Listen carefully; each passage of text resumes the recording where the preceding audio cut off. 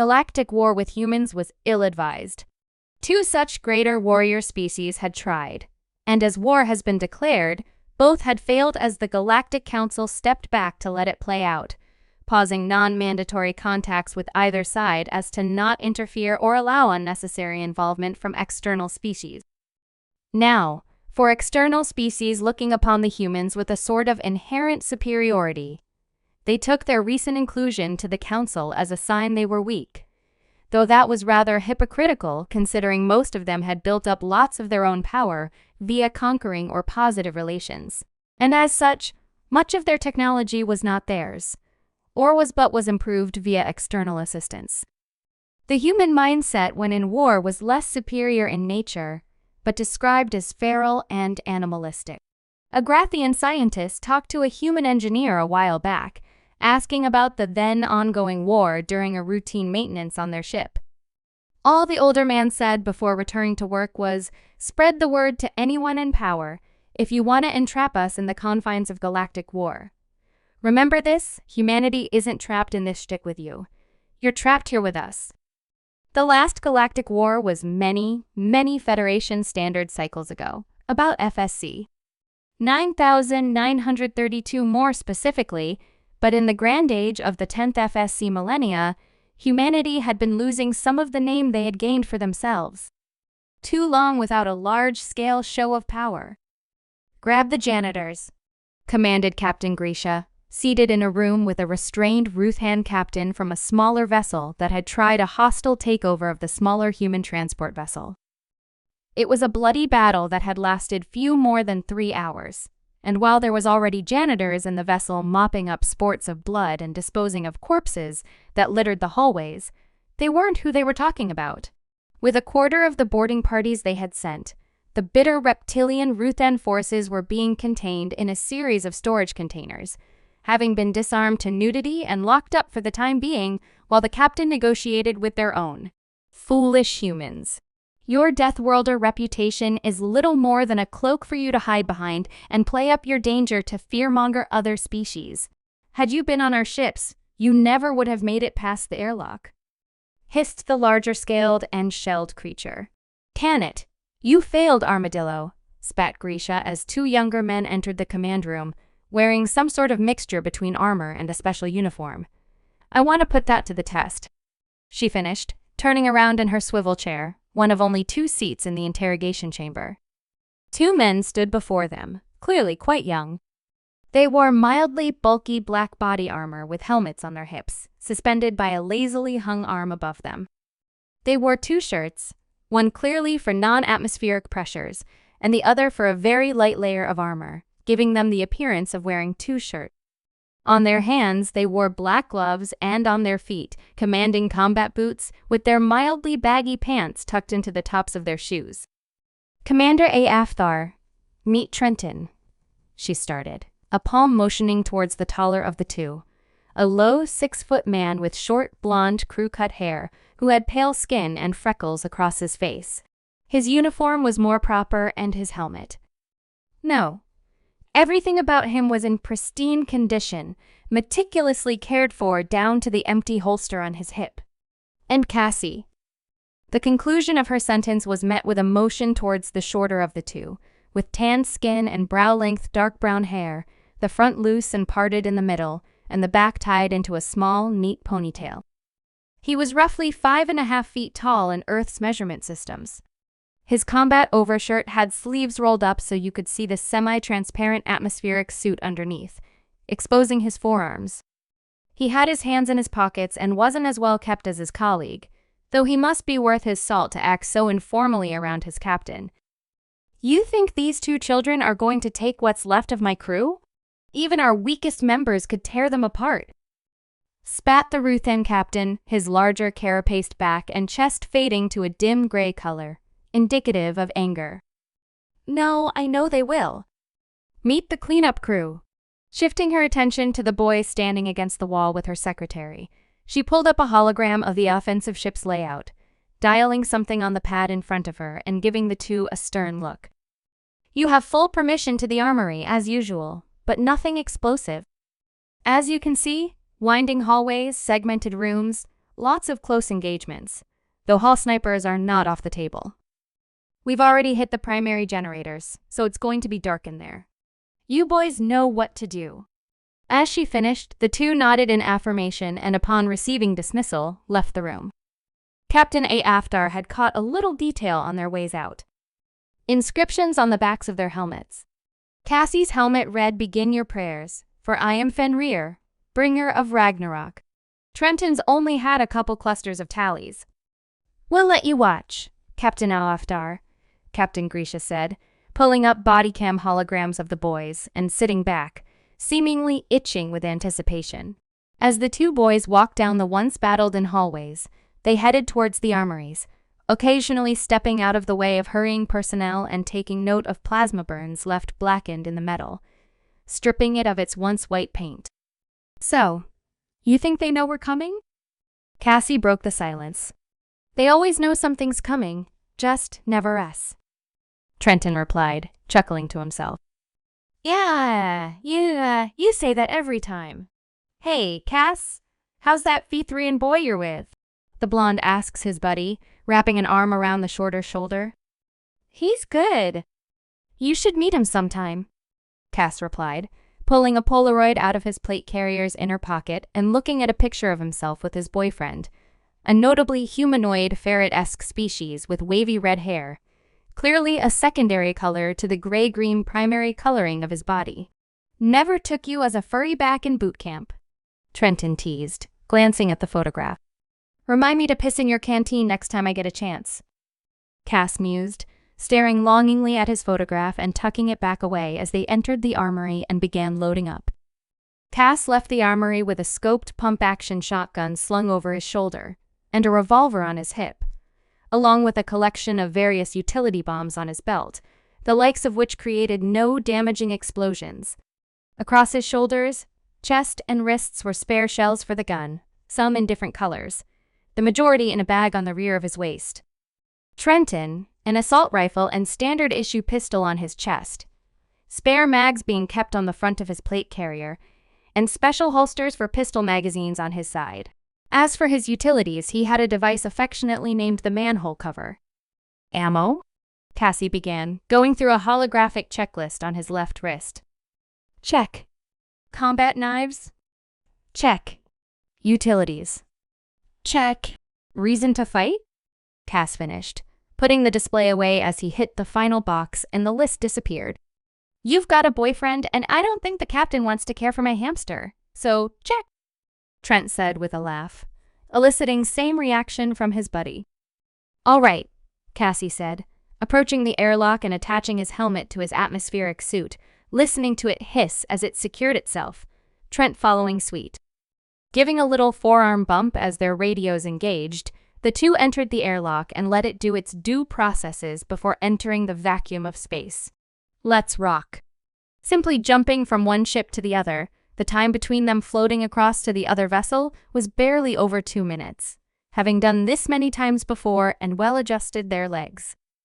Landing on their feet, the magnetic soles of their boots engaging with the offensive ship, the two walked to the airlock and silently hopped inside, pulling the lever to engage with the internal methane-based air inside the larger ship.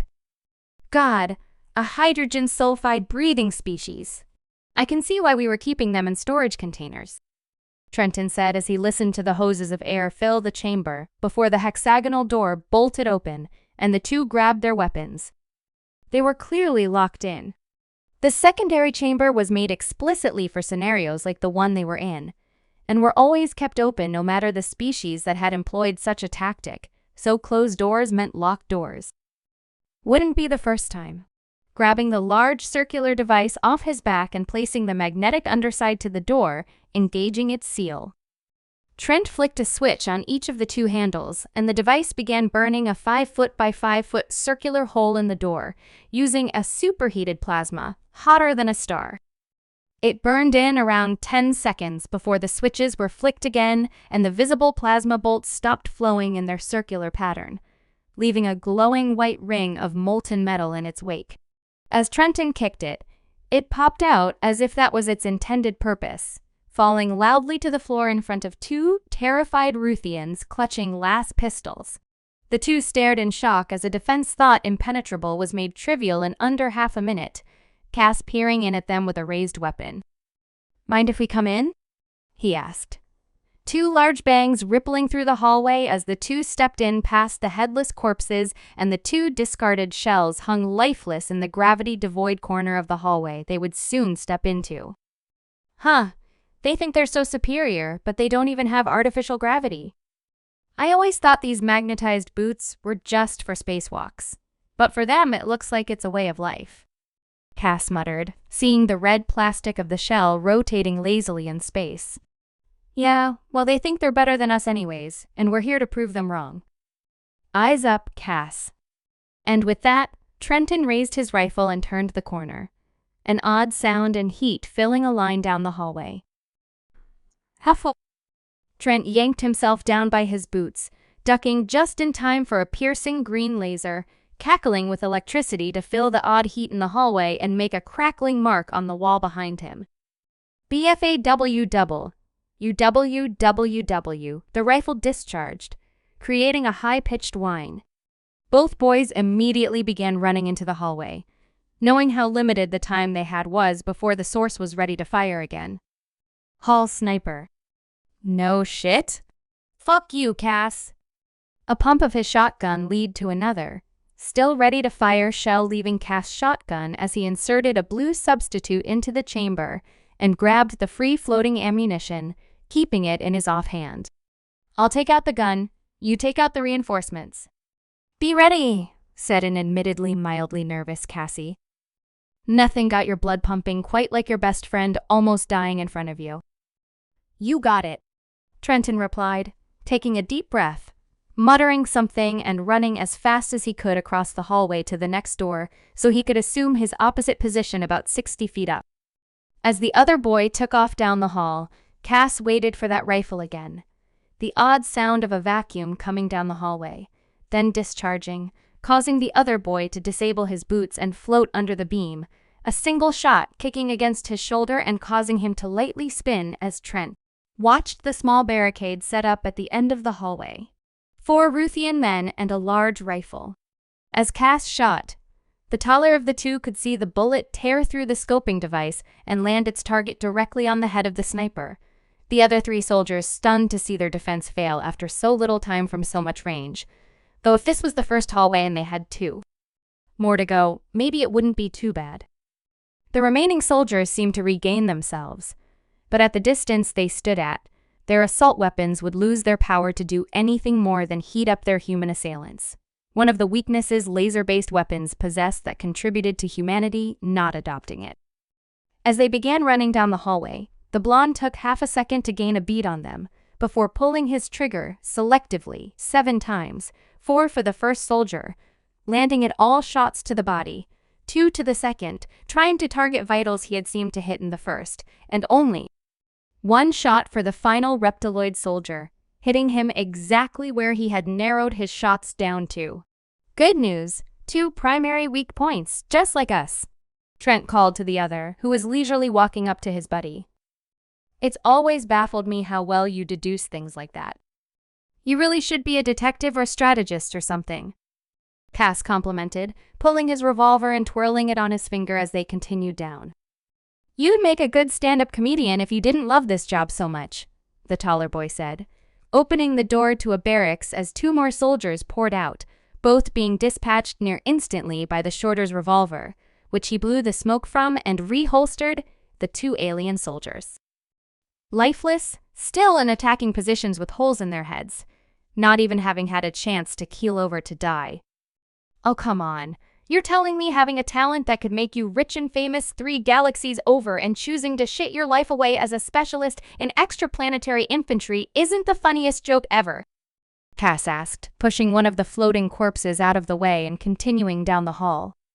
Trent gave a solitary, amused laugh, but the words stung a little for them both.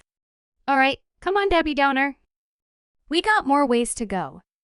For how many of those bastards boarded us, you'd think there'd be more to this shit," Trent observed, noting how large the barracks was, stretching up and down the hallway. The vision of hundreds of those soldiers crammed inside that room made him shudder. He hated bunking with 20-something in boot camp. Hundreds on these bunks would drive him mad. It's 'cause this is a scouting vessel. The captain of this ship was just going out looking for places to conquer and small fights to win. He saw us and decided he was all that, I guess. Trent gave him a look with a cocked eyebrow as they approached the bend in the first hallway, Cass grabbing a stun grenade off his belt and pulling the pin, hearing the shuffling of combat positions just around the corner. It was in the briefing, dumbass, Cass continued, smirking to his partner as he tossed the grenade around and an electric field filled the hallway wall to wall.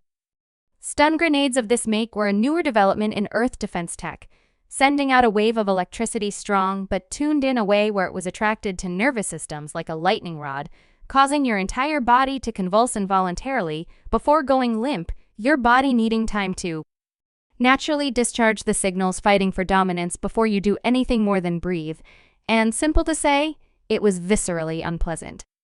As the two rounded the corner, the both grabbed two floating limp bodies suspended in unnatural positions and began walking down the hallway, using them at meat shields to absorb laser salvos and occasional bolts of plasma, which were the things that burned the corridors of their ship back with. Captain Grisha. Ruthians were tall, bulky creatures.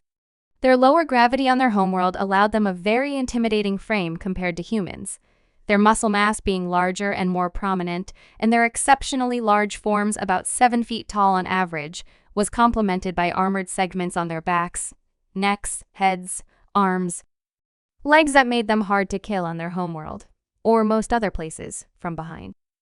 They were incredibly durable and remarkably heat-resistant, which allowed them to absorb lasers with ease and stopping the majority of the damage done by high-powered plasma, though its energy dissipation was no match for the sheer punching power of humans' physical base weapons. About halfway down the hallway, they met a more real resistance. Several of the reptilian creatures stacked up in their homeworld's defensive positions, aching for a fight. Laying down the paralyzed bodies they had used as shields for so long on their sides, the two used them as barricades of their own as they began returning fire. With a full tube of buckshot Cassie was rather unwilling to unload, he drew his revolver once more and took a few, rather inaccurate shots at the attackers. Slowly, the two unmoving boys began pushing back their opponents, with Trent getting the majority of the kills with his more precise weapon. They had been so reliant on their body's natural armor for so long that they had none of their own. What the two found more amusing was that they were so confident it was the best in the galaxy. It seemed they had never checked if that was truly the case. As they began pushing up, Cass put a bullet in the heads of both paralyzed, now very much plasma-burnt living barricades as they left them behind. Now, for another trick. A flash grenade. Human eyes were very much used to bright lights from a galactic standpoint. Being so close to their solar body made their days bright enough that most other species found their eyes strained and tired after only 2 hours during one of their days, and that brought to life the core of flashbangs again. Pulling the pin and letting it float down the hallway, the flashbang went off after a few short moments, and all the firing on their position stopped, listening to the soldiers scream and hold their permanently fried retinas as Cass and Trent moved in to silence them. One more hallway. Left wall is barracks. Right room is bridge and command stations. With the layout, I'm guessing these will be locked from this side, so, Cass said, walking towards the hallway. So? Trent asked, expecting more. No clue. I say we see what's around the corner. I've got a lot of shells left and I'm itching to use them, Cass replied, patting his shotgun and remembering to reload his sidearm. All right. This should be the most resistance, right? Trent said in response. Probably. Then again, we've gone 2-ish hallways with no problems. They didn't even guard their choke points too much. So admittedly, I'm not too worried. We've been near untouchable anyways, the black-haired boy replied, looking up to the other. The blonde only shrugged as they turned the corner with their guns at the ready. What they were met with was not what they were expecting. You there, boys? Cried a deep, booming yet husky voice from the midpoint of the hallway. A very large Ruthian man stood with his arms open to the boys clad in black and white. He wore no armor, but he looked older, bigger, more intimidating than all the soldiers they had just dispatched. He bore visible chips to his carapace and some scars and burns across his body. I am General Yi Threen. I have seen the horrors of humans, and if you have gotten this far past the skeleton crew that stayed behind, it's clear that your reputation has been waning. Untrue of what you still are. Violent animals. The two stared in astonishment and intrigue, their guns slightly lowering. There was nobody else in the entire hallway but the man before them. He seemed more competent than the captain they had seen back on their own ship. Let's just put him down while we have the chance. Trent raised his rifle, but Cassie put a hand on it and lowered it. His eyes narrowed as he lowered his own. Yeah? And what do you want? You're fully unarmed and we're gonna shoot you anyways, but you've got my interest, so we'll listen to your last wishes, called back Cassie, taking an easier, more upright stance. We are the last ones alive in this ship. The command room has a hole in the bottom. Traitors. Ones who saw what you did to the rest of us and cowered in fear. I offered them refuge in the command room and blew a hole in the bottom of it, the larger man said, standing still and lowering his arms. It's more merciful than whatever you animals had in mind. Now, you may kill me where I stand, or you may do the honorable thing and face me in hand-to-hand combat. Prove you're not cowards who are bound to using your weapons as a crutch. How noble, thought Cassie. This had never happened before, and the two of them were intrigued. They were unfamiliar with each other's biology, and most species either resigned immediately upon being boarded by them, or fought to the bitter end. This was so remarkably new.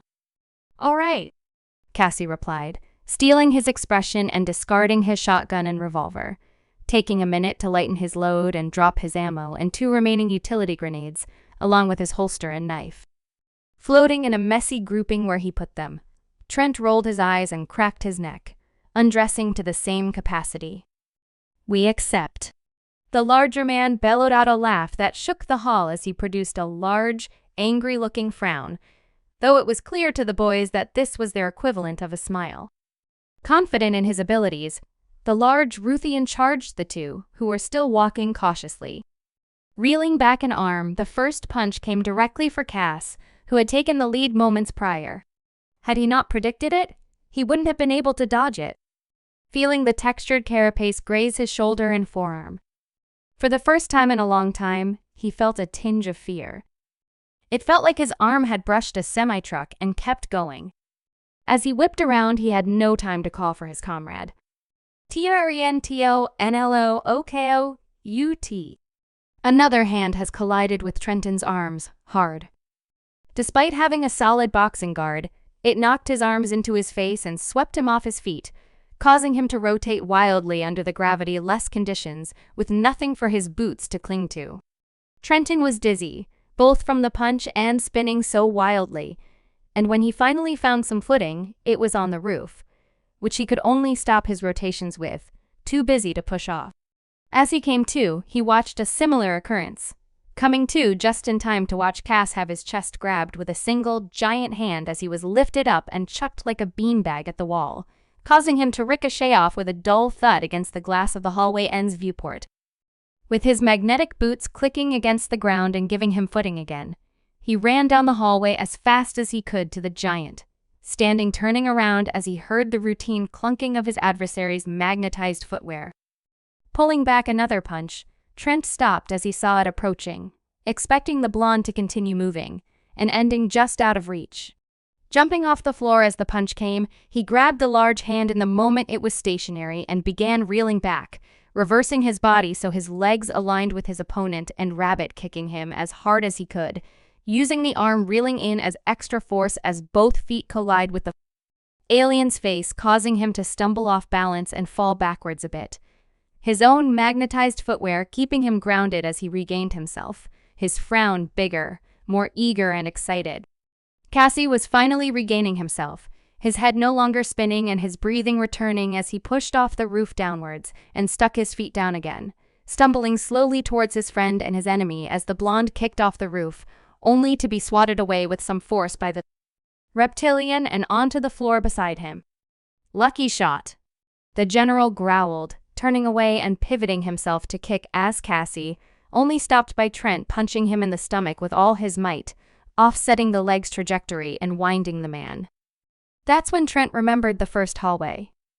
Their vitals were not protected by their bone structure. Whatever organ kept them alive was located on the lower left side of their body, and if they could land a direct hit on it, they could likely rupture it and kill him in a more timely manner. Cass. Trent spoke with increased haste. Lower left abdomen. Hit it as hard as you can.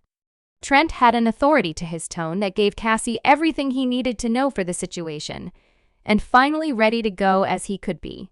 He closed the gap and threw his everything into a violent left hook, which was caught by a much larger scaled hand and pulled to the side as to straighten. His arm out in an unnatural position. Trent went for a straight punch where Cassie had failed and had his wrist grabbed in turn. While Cassie was just yanked and rotated, Trenton felt his arm twist as well, and when yanked in just the same manner, found his shoulder dislocated, causing him to sputter for a moment, before letting out a blood-curdling howl in response, only to be met with a knee to the back that lifted him from the ground and suspended him in the air, holding his shoulder and struggling for breath. A wet, tearing sound filled the hallway. It was the only sound in the hallway, spare for Trent's sputtering. Cassie had taken the opportunity of such a loud noise to obscure his footsteps and try again for a hook from behind, estimating the target as best he could, and hitting it dead on. He had landed his target so hard that the organ tearing was audible, and Cass thought he might be sick from the sound. The general's scowl disappeared, replaced with a look of shock and loss of color to his carapace entirely as he looked down to where he was struck. Cass took the moment to duck under him and grab his friend, bringing his feet down so he could grab his arm and rapidly popping the joint back into place. As fast as he could, at least. As Cassie turned around ready to continue fighting, he saw the larger creature taking labored breaths. "You've won! You've won!" replied the giant reptilian, arms raised in resignation as he approached the viewport's glass and passed Trent regaining himself, and Cass, confused and lowering his guard. As Trent stopped panicking and regained his breath as best he could, for once, everything was silent. No laser guns, no plasma bolters, no bullets being fired or grenades going off. It was dead silent. The general stood at the stars and removed his boots, floating in place with his feet off the ground as he looked into the stars, ever so far away. Trent got up and looked at the situation, letting his helmet inject him with a fast-acting painkiller that brought him slowly out of his panic. Cassie walked to him to help him up and check on him. After small, silent checks, the two slowly approached their enemy, so peaceful in this moment. "You humans sure are something," Etherine said in a deeper, softer voice as he spared them no glances. "You've earned every bit of that reputation you've gotten about being resilient and adaptable. You're a true warrior species," he said, a tinge of admiration in his voice. "Yeah. Well, frankly, I'd rather not have to do this in the first place." "Why fight if not for peace?" Cassie replied, still checking over Trent. Trent swatted Cass' worried hands from his arm and sighed. "Nothing good isn't worth fighting for," he added, looking to the floating giant man. "I'm dying now. You've ruptured what is comparably my heart. Make sure my people are taken care of, please. Should we enter war, we will not win, but I do not wish for the deaths of innocents." The two humans looked at each other and then to the floating man, seemingly comfortable where he was suspended.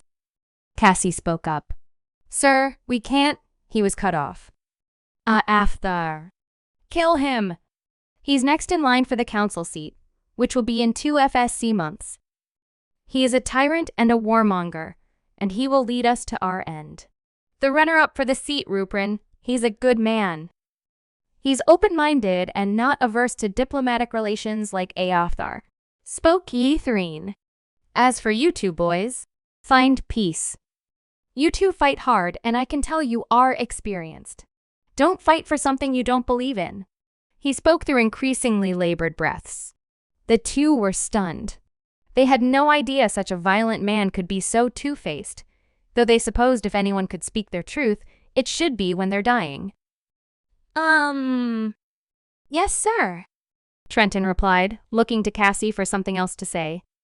This fight has already been scrubbed from the records. It happens with every battle the Ruthians lose. Athar is expecting to get off without consequence, if not mild embarrassment. Now go. I'm glad I met two proper soldiers like you boys. He wheezed. I've tasted lasers. And bolts. From plasma, but I'll die happy. Knowing I've never felt the lick of a bullet. He wheezed further. Go. Leave me, he demanded. Trenton and Cassie stayed only a moment longer before slowly walking back to their gear, putting it all back on and looking back to the body at the window. And as they turned the corner, Ythrien was left in silence. He died in that silence, feeling at peace with his ending, but wishing he could be born more freely in his next, not bound by a culture of violence. 2 months passed. Trenton and Cassie had a lot to think about, and in that time, a good many things had happened. Athar had gone missing. Nobody knew what happened to him. Not officially, at least. All the captives they had of the boarding crew had been given jobs as a part of the newly formed Human Culture Integration Program upon human-inhabited vessels or planet. The resounding sentiment was that it was nicer to have a life where someone isn't breathing down your neck, hoping to make an example out of you as a disgraceful warrior to your comrades, and morale amongst them improved, more so when Colonel Rupin became Counselor Rupin and pushed for a shift from their power-hungry violence in their society. Trenton found himself on leave with Cassie, spending a night drinking with his buddies and talking about all the things that had happened since the last time they had seen each other from their various deployments. Being the older of the two, he was allowed to go out drinking, but it felt odd doing something like this without his best friend, Cassie. Most of the best times he'd had in his service were with the boy. Captain Grisha had taken to taking care of Trenton's hamster for the time being, and wouldn't admit it, but had become rather attached to it, taking an unreasonable amount of photos that she stored on a very secret hard drive, some containing tiny outfits she had fashioned out of spare materials. In her free time for him, Cassie found himself laying in bed with his boyfriend, reflecting on the past and his missions with Trenton. He had been eagerly welcomed into his lover's family's home as a hard-working soldier. The red and green Fethrian boy was laid flat on his bed, running his fingers through Cassie's brown hair as the soldier listened to his beloved's heartbeat, finding it comforting how it differentiated from his own. "Folier?" Cassie spoke, breaking the silence of the night as he played with the fabric of his beloved's loose tee absently in his hand. "Am I just an animal?" he asked in a somber tone, thinking back to Ythrien's opening words to the pair before their fight. Folier's ear twitched as he propped himself up, planting his furry lips on Cassie's with a raise of his chin, looking him in the eyes. "Darling, we're all just animals. And animals can only try their best, and you've given a best that no one would want to give. Why don't you just focus on the now, okay?"